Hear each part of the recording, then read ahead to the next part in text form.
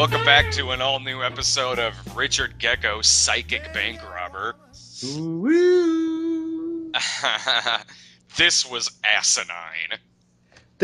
Oh boy. And I hesitate to say it's getting asinine, because it always kind of has been, but this is getting really fucking stupid. But I will say this. It led me to thinking of something that, damn it, I'm sorry to put this image into you guys' head, but imagine a whole episode of just the staff of the fucking Dewdrop Inn and those two fucking sheriff's deputies. The staff of the Dewdrop Inn, who are needlessly dickish. Like, I know in the first one there was that little bit with Clooney and the dude behind the counter where he's, what do you think I want, you mean old bastard? I want a fucking room. In that it was, all right, it was a brief, like, 10-second exchange with a grumpy old man who, by that point, probably would have acted that grumpy because Clooney was banging the hell out of the dinger. In this, they are needlessly prickish at every given opportunity. I hate to say it, but I'm wondering, remember how I believe in an earlier episode you said the Dewdrop Inn almost feels like it might be like a place Rodriguez knows, or it might have been me. Who knows? I get confused sometimes when we're talking.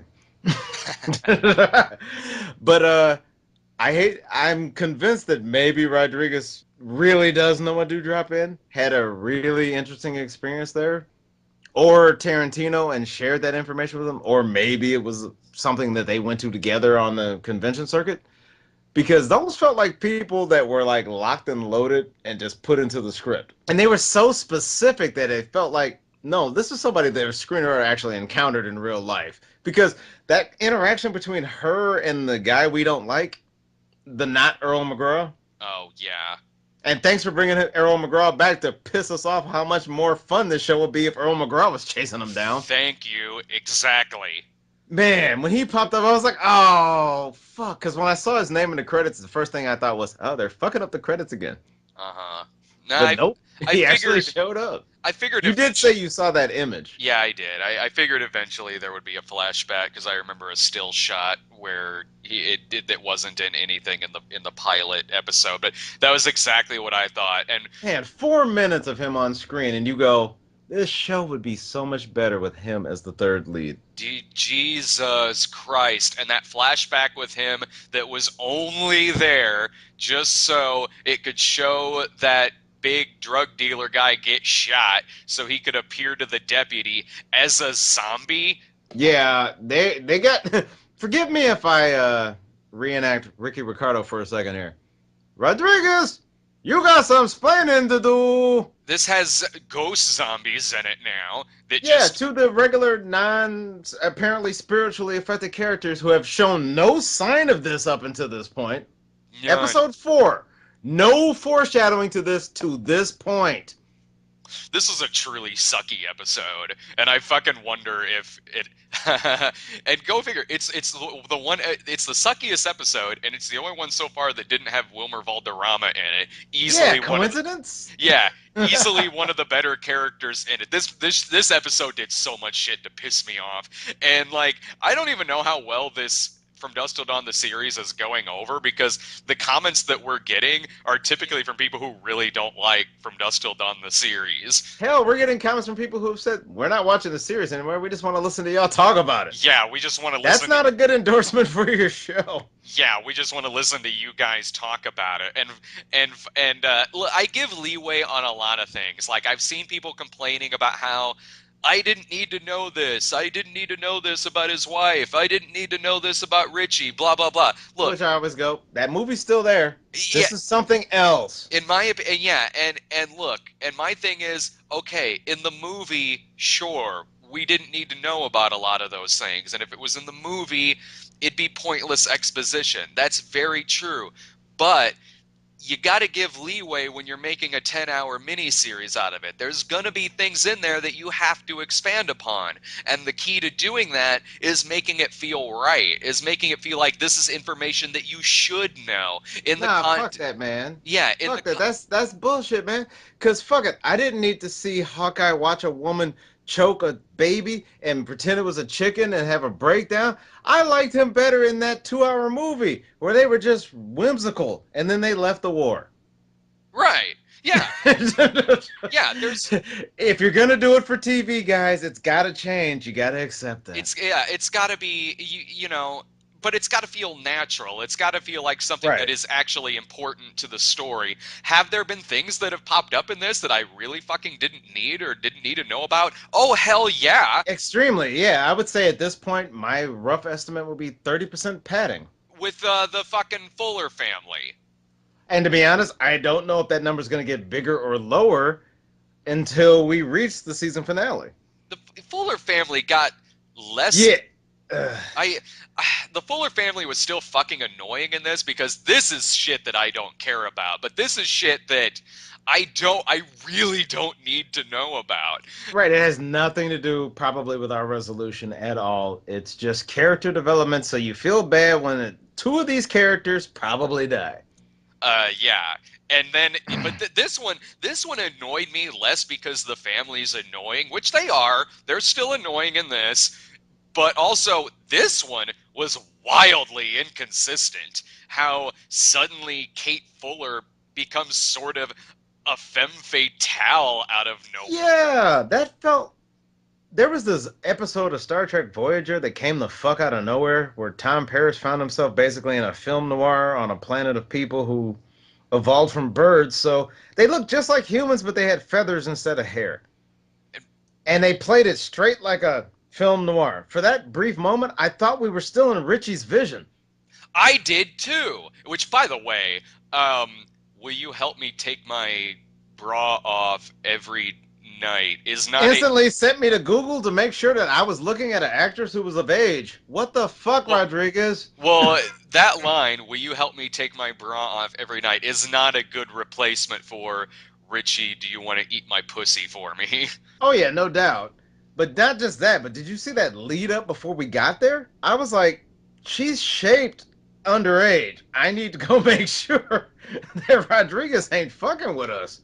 Well, Because that was actually on the borderline of uncomfortable. She does not she's playing age appropriate, which is pretty rare for these kind of characters. considering how Rodriguez has been shooting Alexa Vega now, it's pretty much in keeping.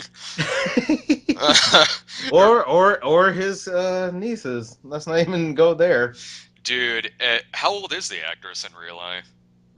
Apparently 18. Oh, all right. It involved math, so I think I'm pretty close. All right. But you're right. It was sort of like he was doing the Phoebe Cates shots with her. Yeah, and it made me kind of go, I know Phoebe was in her 20s when she did that. Mm-hmm. So I'm cool with it, even though at the time I was underage, so it was even better. Hell yeah. That's the only reason I always tell people I never feel guilty about the Tracy Lords movies, because I was the same age as her as they were taking place, so technically it was all right. If you go to Europe, you can still get those movies. Yeah, and if you have an internet... Oh, no. Sorry. That too. That'll be my European episode of the Cinema Snob. We're going to start with Tracy, I Love You, and oh boy, you won't believe where we're headed. Oh, yeah. But then, now, Richard Gecko gives her a cigarette, and suddenly, and he's like, "You don't look like the type who smokes," and she's, "I don't look like the type for a lot of things," or something. That felt like, what the fuck other movie have we stumbled into? This was weird. Like, and I was with you. I was like, "Is this a vision, or is this really going on?" Apparently, I thought we were getting the double fake out, where Yeah.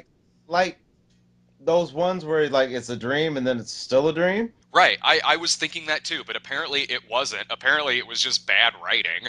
Yes, that fucked shit up a lot. Now Rodriguez did direct this one, but he did not write it. His co-executive producer did. And every time I see that name Kodo, I keep thinking it's Manny Kodo, and I get mad because that's the guy who almost single-handedly saved Star Trek Enterprise and contributed to some good stuff on 24 before it spiraled out of control. Did you pick up the line that was lifted from Planet Terror? Was the bullet? Yes. The bullet in the head? Yeah. Yeah, and I'm sitting there in my head, I'm going, what is this from? From the moment it started, I was like, what is this from? Because it didn't feel like it was supposed to be here. Well, they made it. I guess it was in keeping with the fact that in Planet Terror it was a Tarantino line, and in this one it was Richard Gecko who said it. I was sitting there Yeah, and that was the Ava Gardner. Okay, now I finally get it. It's the Ava Gardner line, yeah, right? yeah. In Planet Terror, it was then you ain't gonna look like Ava Gardner no more. And he's saying like, do you know what a gun does? You point it at people you want to die. And in this, it wasn't Ava Gardner. It was you're then suddenly you're not gonna look like Bruce Lee no more. Which that exchange when like he was saying that the Asian kid looked like Bruce Lee, that exchange I liked. It was one of the Yeah, that part I like too because it felt like that line you said about the lap dance. Yeah. He's like that part I was genuinely funny when he said when he's like, "You look like Bruce Lee," and the kid's like, "Why? Because I'm Asian?" And he's, "No, it's because you look like Bruce Lee." That I like. Because I expected him to say no because you're short, but no, that line works better. I was expecting him to say, "Yes, it is because you're Asian." I thought it was gonna be a line like that, but no, that was funny. But then when he did the line from Planet Terror, it's like, look, I'm aware of course, in From Dusk Till Dawn, you know, there's a line in there that's from in the movie. There's a line in there that's from That Darn Cat, you know.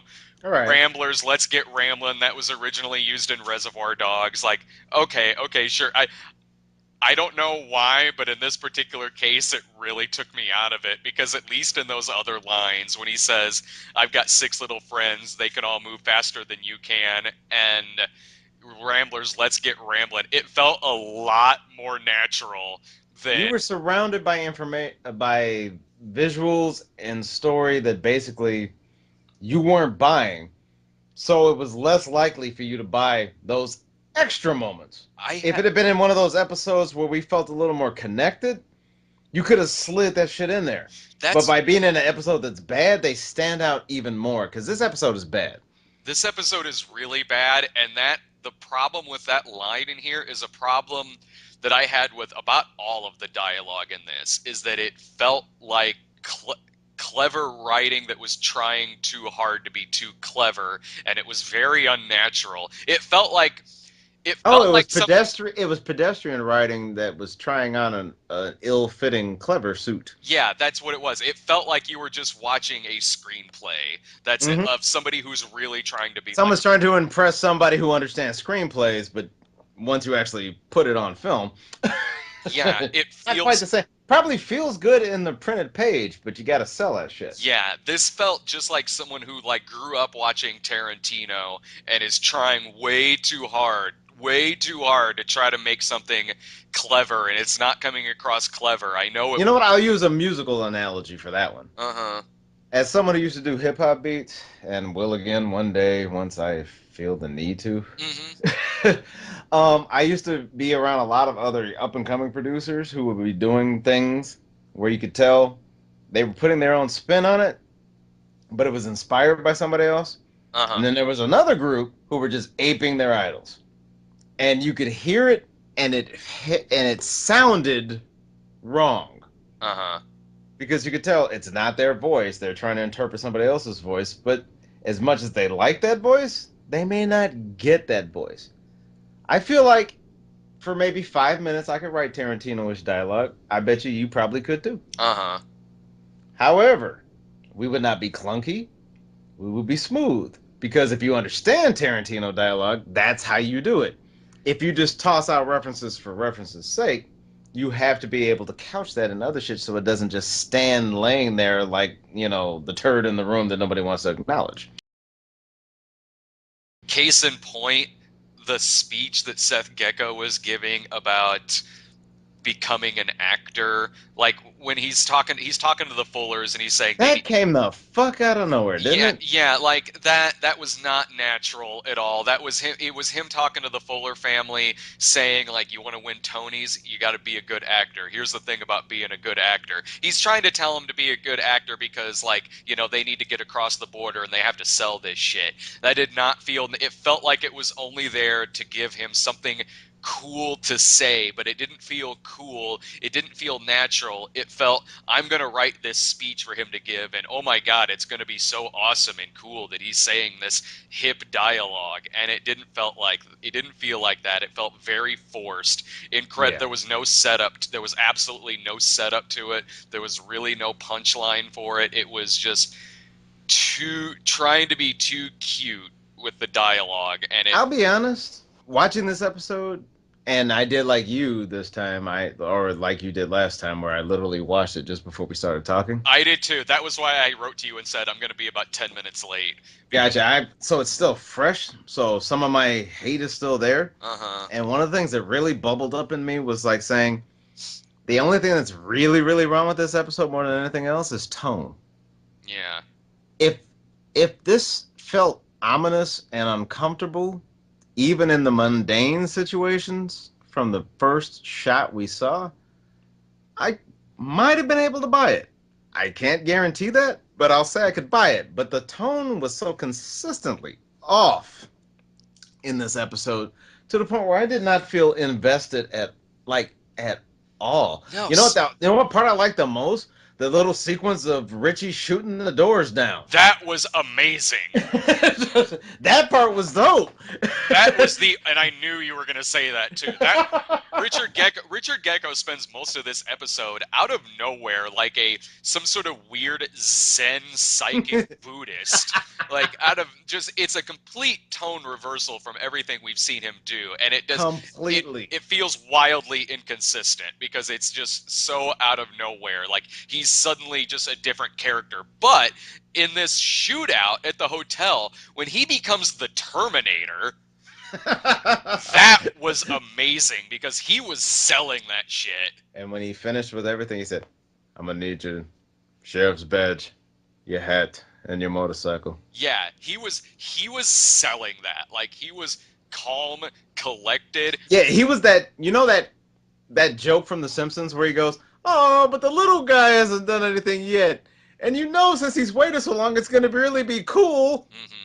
That's what Richie did there. Suddenly, Richie justified himself on the action end because, to be honest, the way that's the only time I'm going to say that. The commenters know what I mean.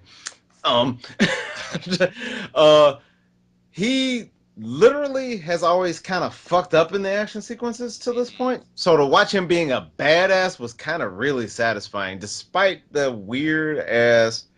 Yeah, he kind of turned into the dude in this episode, didn't he? Yeah, and when he was busting the doors down and stuff, that felt okay. Yeah, he's more calmer than he's been in previous episodes, but that still felt in keeping with the character that we've seen in other episodes. Like that felt in keeping with the Richard Gecko that's been described to us by Seth, like how Right. Richard was in the past before. Because he sounded like he was a machine. Yeah, and that was okay. Like that, how he's acting in this shootout was set up by how Seth Gecko has been describing how his brother used to be. Everything else with this weird, well, that's just like your opinion, man.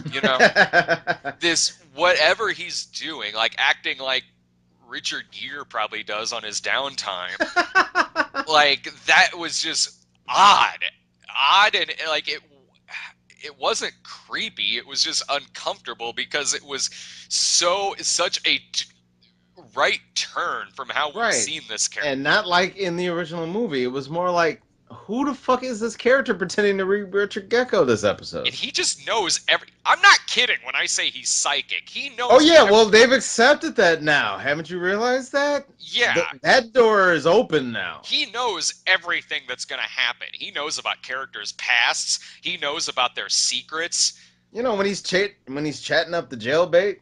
Yeah. He just lets that slip, just like he did with Gordita it worked because in this context of the scene, it added a moment of unexpected sympathy to a situation you should not have sympathy in. Uh-huh. In the scene, just sitting by the pool, oh yeah, I'm just psychic and shit, and yeah, you're freaking out. And, oh well, I needed you to get back to the room anyway. How much you want to bet that they're going to try to claim that was Richie's plan from the get-go? Oh, right. Because notice how it gets her back to the room once the family shows up so he doesn't have to pull his gun out. Because he's under the spell of under the spell of plot contrivance. Yeah. plot Because that's what this contrivance whole fucking episode felt like. Plot slash fucking contrivance. slash whatever the vampires have done to him to make him like this. Yeah, it's getting to the point now where I'm like, you're gonna have to really reach large for me to accept this psychic link Oh, with I know what Richie. they're gonna Halloween 6 him. No, no, he doesn't have a tattoo on his wrist, does he? It's the same cult that made Michael Myers. They made Richard Gecko. Oh, well, can I at least hope we're seeing the director's cut? That has more Donald Pleasance in That one I like. it. We got Even though Paul Rudd doesn't give a shit neither. we gotta wait for the producer's cut from Dusk Till Dawn the series. That'll tell us It'll everything. have the annoying time code on it, but whatever. Well, seeing as how we know who the producer is, at least at the end, it'll have a 10-minute sequence about how to cook a fucking bear you ran over.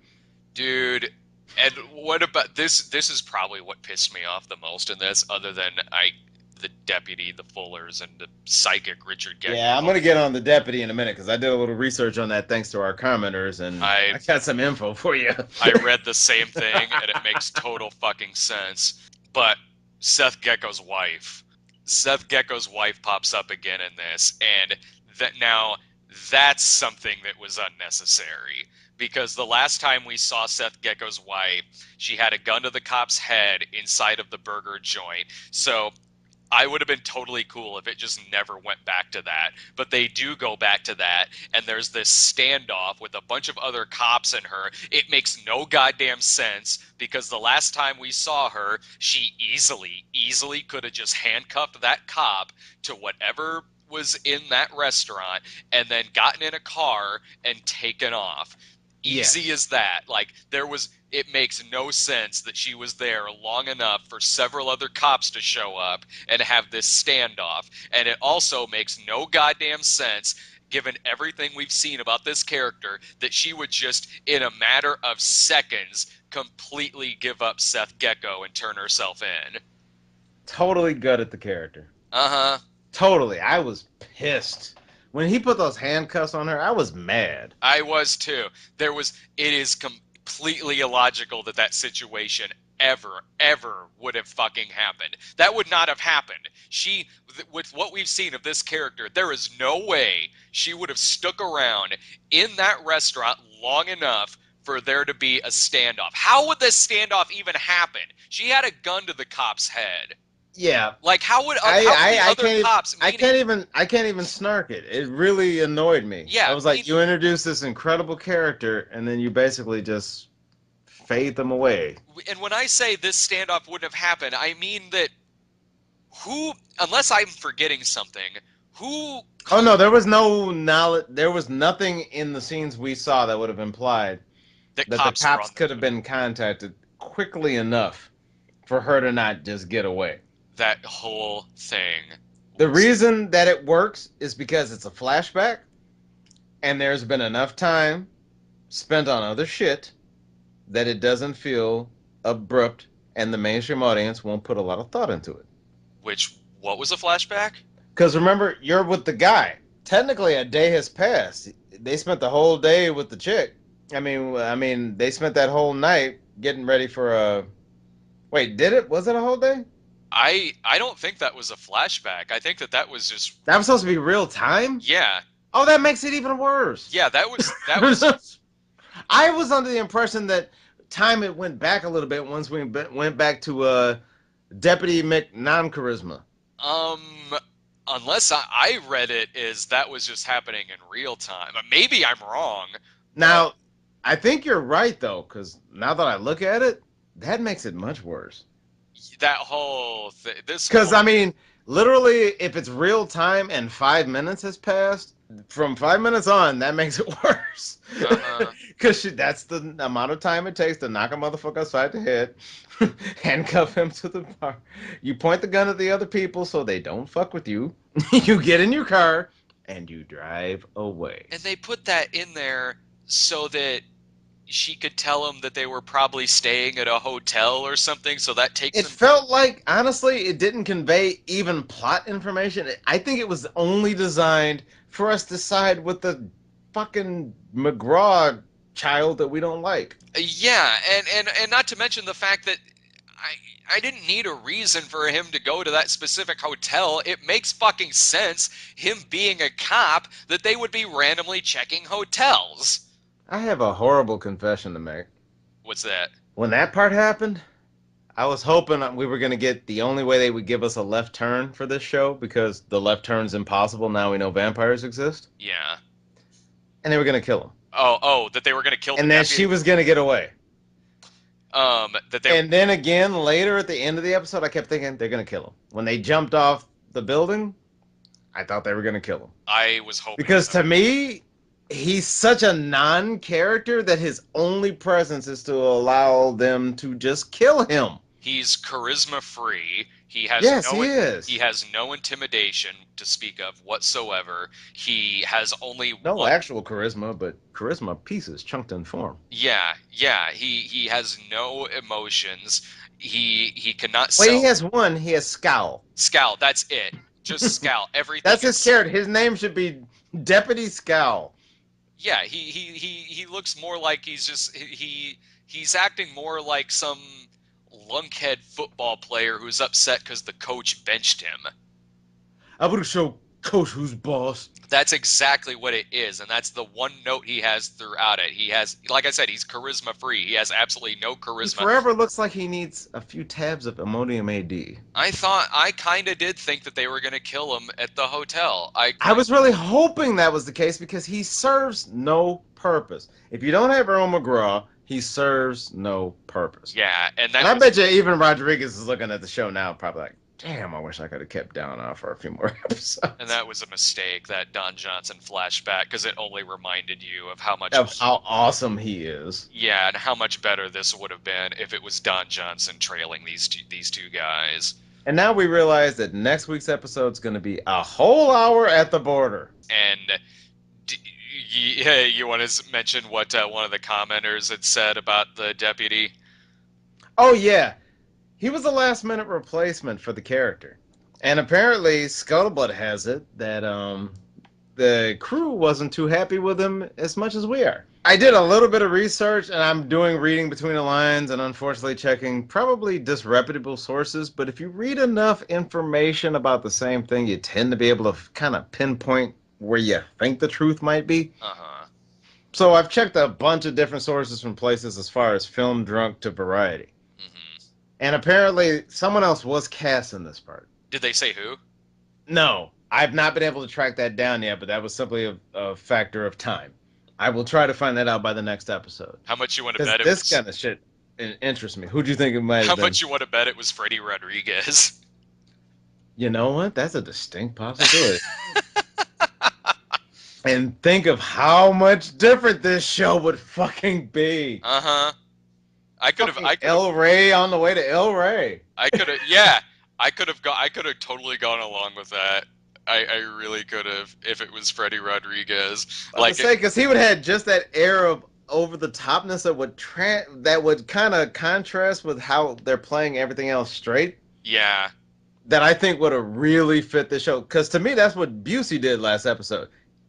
He started off really low key, but then he kept ticking into over the top. And this guy playing the deputy, like this is the guy who gets. Like I don't see me rooting for him even in the titty twister if his back is up against the Clooney clone. Lord no. And this is the kind of guy who inside of 5 minutes of a Seagal movie is the first one to get thrown off a roof.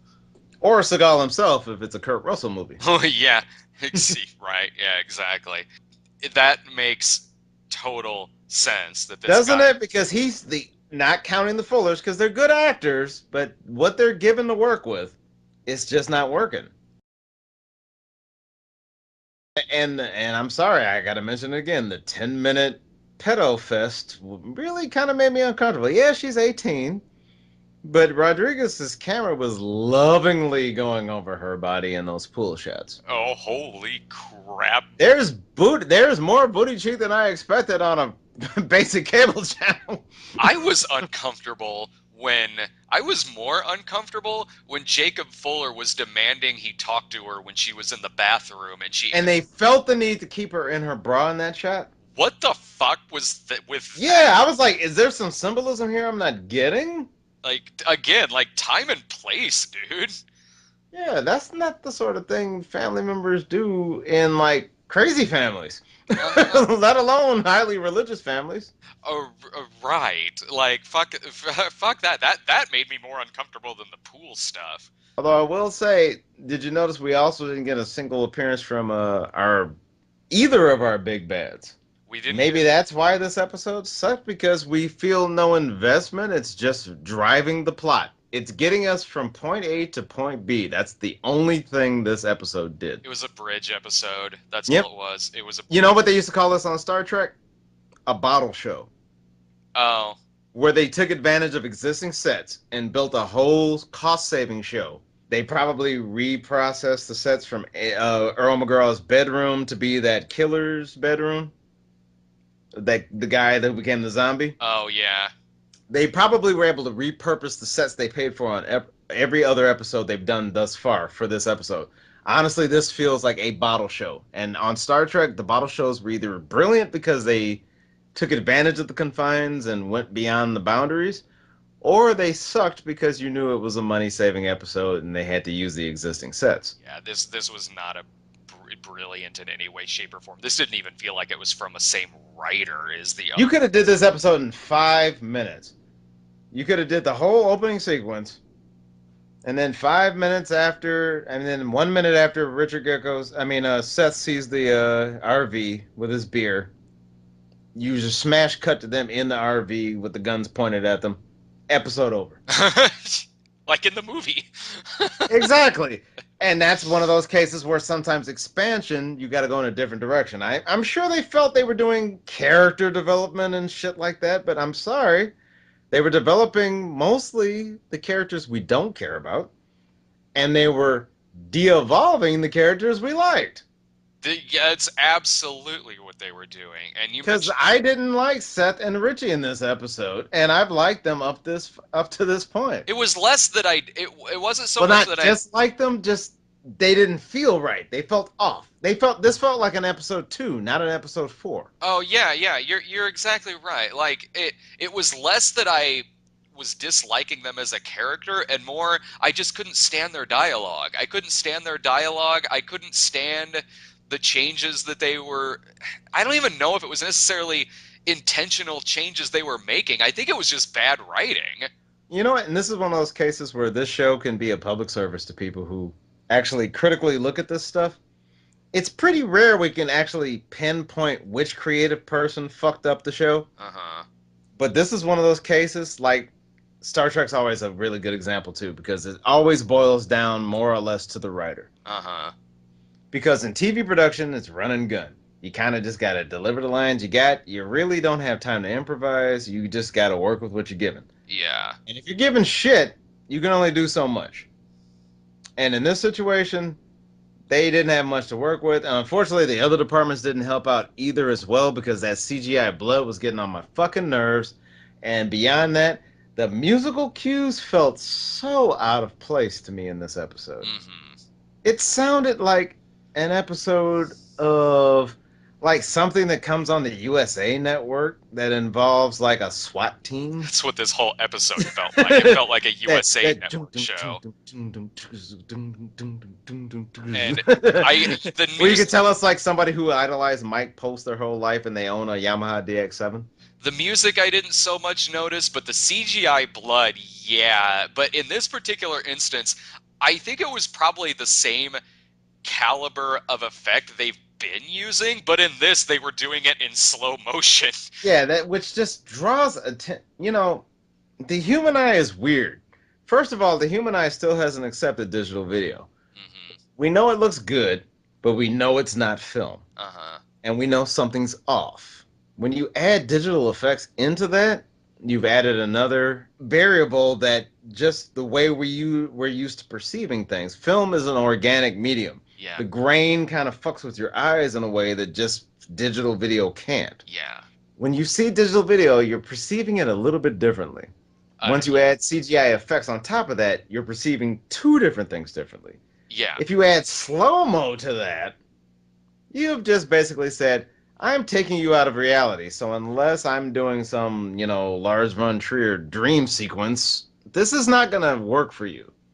Hmm. And when I saw that, I laughed. And it kind of annoyed me because knowing Rodriguez, he should know we would laugh. He, Uh-huh. he's a motherfucker that's seen Assault on Precinct 13. He knows what we gonna laugh at. Uh-huh. That felt wrong. And yeah, there was a lot of practical in there too, because I noticed the splashes on the body.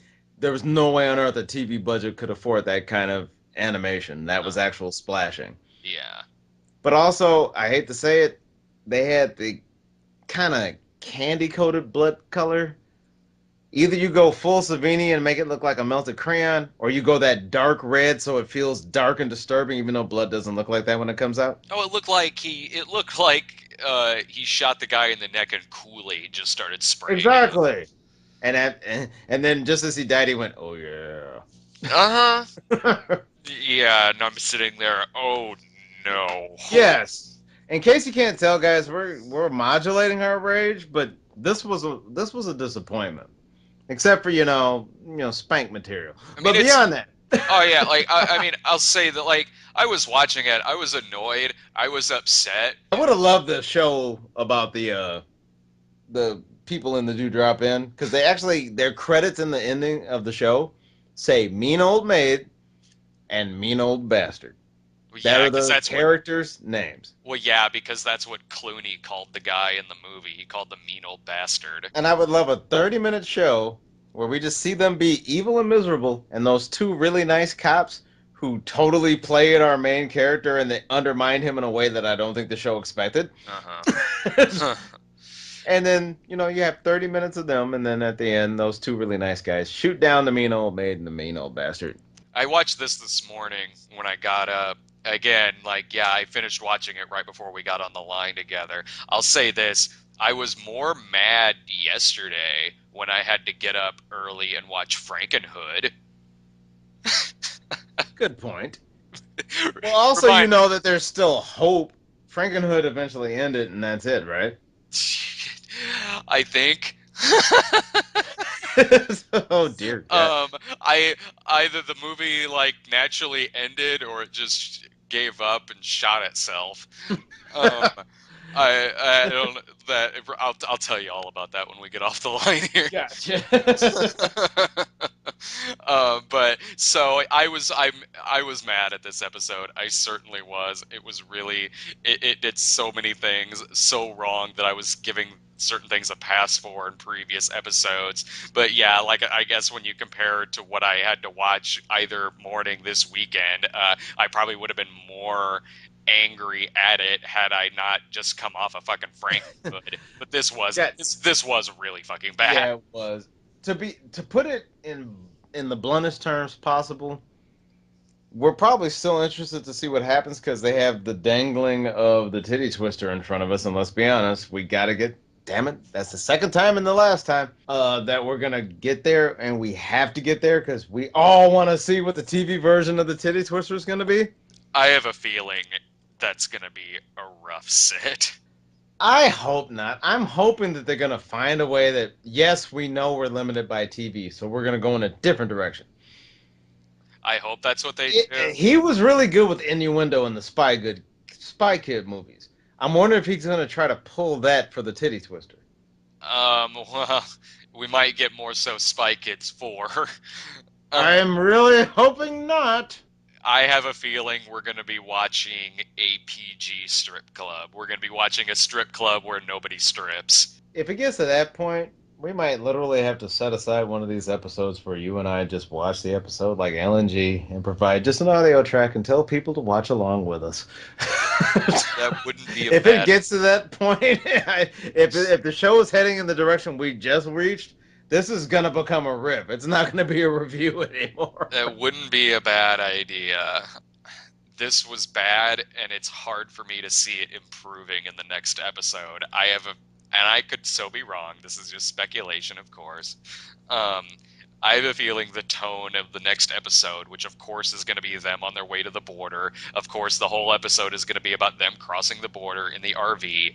I have a feeling it's going to be. And the action TV show equivalent of jump scares in crappy horror films, probably for every commercial break. Uh-huh. Yeah, and I have the feeling that the tone is going to be pretty much the same as in this one. It's psychic Richard Gecko sitting there like a Buddhist. Oh yeah, he's an X-Man now. You know that, right? Yeah, he's going to be sitting there like the X-Men. He's going to be a Zen Buddhist master. That's like I hope I am wrong, but that's that's what my feeling is on the next episode. I hope you are wrong too, but unfortunately, just like you, I feel like the next entire episode should be the teaser for the next episode. Hmm. It feels like we're dragging this out. This is not going to help because you got to fill that empty space for 45 minutes. Hmm. And I'm willing to believe, just like last episode, all the actual character development, air quotes big as fuck, Uh-huh. that we got from it is not going to really translate to the end of the show. I'm still convinced we're heading towards crazy metaphysical Aztec crazy bullshit, and maybe God will get mentioned a couple of times, which will justify the Fuller's existence, and then we'll move on. If I want metaphysical horror with cops and killers, I I know what you're gonna say I will because I gotta go marathon that soon. yeah, I will stick with True Detective and Yeah, you've just fucked up my production schedule. I have obviously got to set aside a day to watch this, and apparently the people who listen to this show have agreed with you. yeah, like I will stick with that whole fucking heartedly over this. Yeah, guys, I think it's time for us to both kind of admit it. The next episode is a trial by fire. Mhm. If they don't pull this shit out, the rest of this is going to be just us riffing this shit. We'll have 5 episodes left. All right, where can we find you at? You can find me at MrXOnline.com and this fucking den of deviants and malcontents known as GeekJuiceMedia.com. You can find me at thecinemasnob.com, that guy with the glasses.com, and League of Super Critics on YouTube. We'll see you next time, folks. Next time, folks, keep your fingers crossed.